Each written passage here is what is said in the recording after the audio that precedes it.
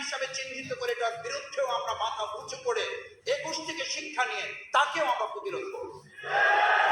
আমরা খুব দুর্ভাগ্যজনকভাবে লক্ষ্য করছি শিক্ষা প্রতিষ্ঠানগুলোকে পরিকল্পিতভাবে অস্থিতিশীল করে কোনো কোনো ক্ষেত্রে এই সরকারকে দ্রুত সময়ে ব্যর্থ করে সংস্কারকে ব্যাহত করে তথাকথিত যে কোনো উপায়ে একটা নির্বাচন আদায় করার লক্ষ্যে জনগণ এখন বলছে।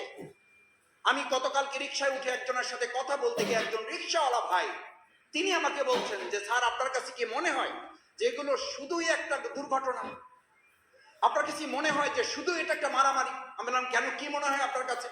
বললো যে স্যার এটা আমরা তো নিজেরা যখন এক জায়গায় বসে আলোচনা করি আমাদের কাছে মনে হয় এই সমস্ত বিশৃঙ্খলাগুলো করার মূল লক্ষ্য হচ্ছে সংস্কারকে ব্যাহত করে তথাকথিত একটা নির্বাচন দ্রুত করার মধ্য দিয়ে কেউ কেউ ক্ষমতায় যাওয়ার জন্য একটা দুঃস্বপ্ন বাস্তবায়ন করে।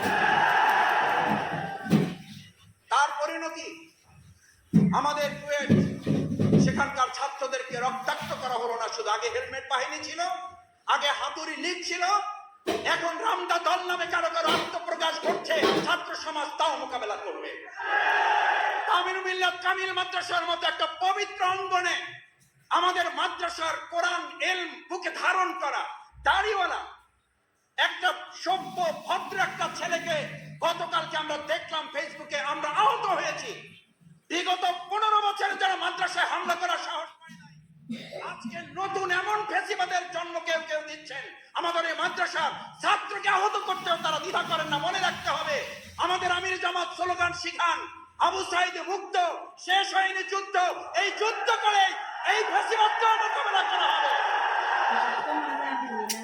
আমাদের যুদ্ধ শেষ হয়নি, আমাদের যুদ্ধ যে শেষ হয় নাই। আমির জামাত গতকালকে একটি স্ট্যাটাস তিনি দিয়েছেন, আমরা বর্তমান অন্তর্বর্তীকালীন সরকারকে খুব স্পষ্ট করে বলতে চাই, বাংলাদেশ জামাত ইসলামী ঢাকা মহানগরী দক্ষিণ, আমাদের মধ্যে আদালত প্রাঙ্গণ, আমাদের মধ্যে আইন অঙ্গন, আমাদের মধ্যে সচিবালয়, আমরা এখানকার একজন ক্ষুদ্র নাগরিক এবং এই আন্দোলনের একজন সহকর্মী হিসাবে আমাদের শ্রদ্ধাভাজন আমিরে জামাত যদি আগামী 25 তারিখে আদালত প্রাঙ্গণে তিনি উপস্থিত হন, আমরা বর্তমান সরকারকে খুব স্পষ্ট করে বলছি, আমিরের জামাত ওখানে যাওয়ার আগে গোটা বাংলাদেশ থেকে কয়েক কোটি মানুষ এসে আমিরের জামাতের সামনে দাঁড়িয়ে আমরা নিজের আগে আত্মসমর্পণ করে জেলে যাব।